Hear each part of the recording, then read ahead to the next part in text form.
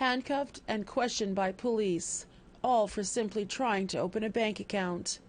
Back in December of 2019, this is what happened to Maxwell Johnson Sr.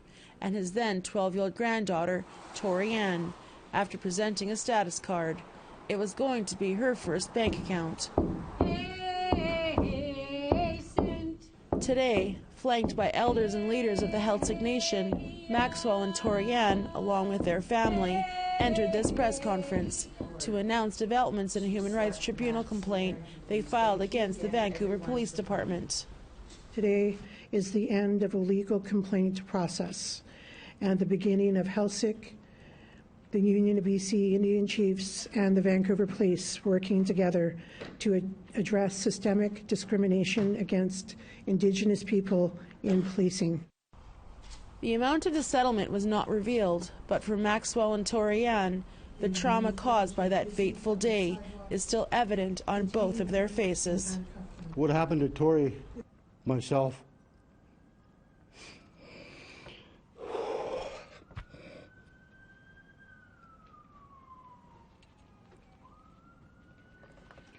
One of the things I keep seeing is my granddaughter standing on that street crying while she's being handcuffed.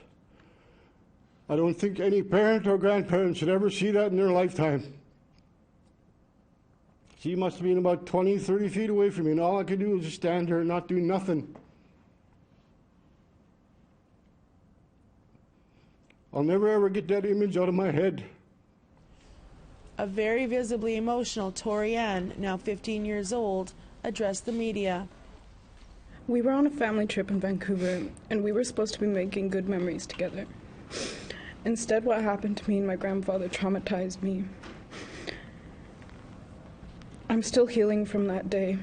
I want to tell everyone that Indigenous people experience discrimination, including children like me. From when we're kids, we understand that people treat us differently because of what we look like.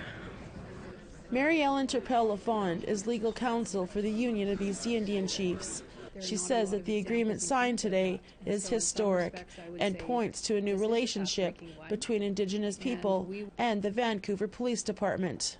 In terms of this settlement, it requires the Vancouver Police Board, Celtic Nation, and the Union of BC Indian Chiefs to work over the next several years on some key things.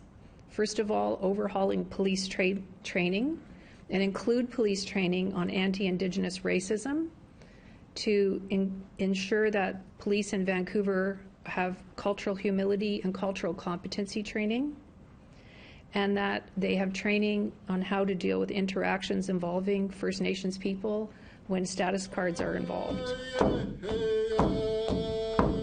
The Celtic Nation will be hosting a potlatch funded by the Vancouver Police Department next month. The two officers involved have been invited to attend.